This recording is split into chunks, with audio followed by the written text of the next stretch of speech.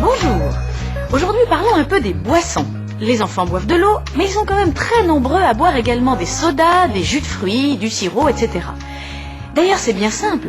La consommation de ces boissons a été au moins multipliée par 6 en l'espace des 50 dernières années. Moralité, ils boivent moins d'eau et de lait et consomment plus de sucre, ce qui ne va pas dans le bon sens, vous vous en doutez bien. Et oui, moins de lait au goûter, ça veut dire aussi moins de calcium dans la journée. Et donc, si ça se répète trop souvent, eh bien à la longue, ça fait une moins bonne réserve en calcium des os et donc des os moins solides. Plus de sucre, eh bien c'est aussi plus de risque de prendre du poids, surtout si l'enfant mange mal, trop gras, et que par ailleurs il est plutôt sédentaire. N'oublions tout de même pas qu'en France, un enfant sur 10 est obèse, et ça ne cesse de s'aggraver. Alors bien sûr, le sucre, il en faut pour un enfant. L'équivalent à peu près de 6 à 7 morceaux de sucre par jour pour un enfant de 10 ans. Bien sûr aussi que quand un enfant est très actif, voire sportif, il pourra prendre un peu plus de sucre qu'un enfant sédentaire, sans pour autant grossir, mais vous voyez bien que tout est affaire de dose. En fait, il faut savoir à quel moment s'arrêter pour ne pas tomber dans les excès. Mais encore faut-il connaître les teneurs en sucre des boissons. Eh bien, c'est ce que nous allons voir. Alors, commençons par les sodas. Un soda, c'est une boisson gazeuse sucrée, qu'elle soit nature, par exemple la limonade, ou agrémentée de cola ou de divers arômes de fruits. Bref, toutes ces boissons ont en commun de contenir beaucoup de sucre, à peu près 20 morceaux par litre et 7 par canette. Alors, faisons un rapide calcul au sujet des apports de sucre. Prenons l'exemple d'un enfant de 10 ans qui peut manger ses 6 à 7 morceaux de sucre par jour. Imaginons que le matin, il mette un peu de chocolat dans son lait et de confiture sur son pain. Hop, ça fait 2 morceaux de sucre. Au dessert à midi, il va prendre une crème dessert, par exemple, ou un yaourt aux fruits, ou un yaourt aromatisé. Hop, encore 2 morceaux de sucre.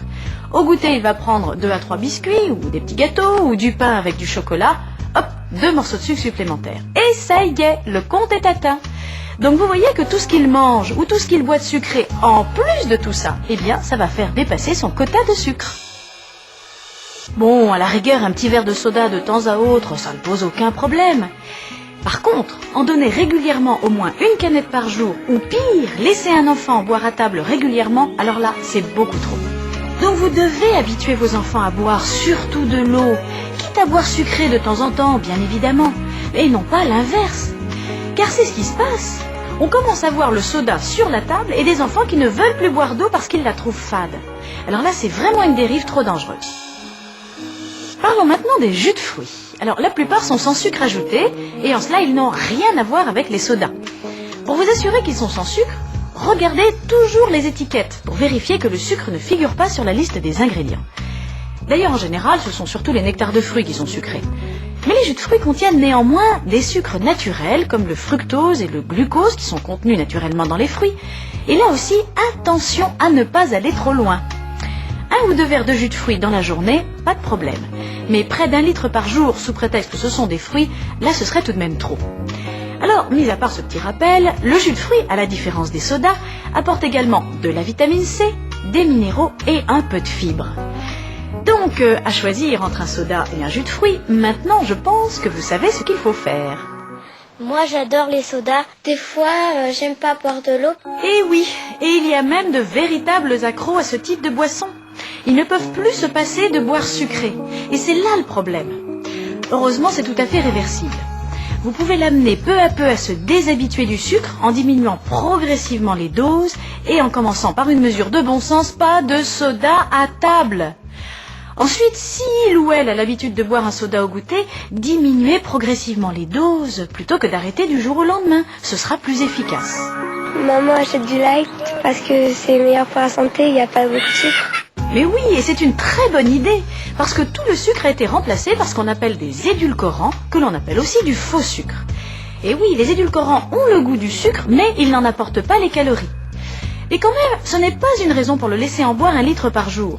Oh, non pas à cause des édulcorants, mais surtout parce que vous l'habituez au goût sucré et que vous risquez de le voir déraper un jour vers d'autres produits qui, eux, seront réellement sucrés.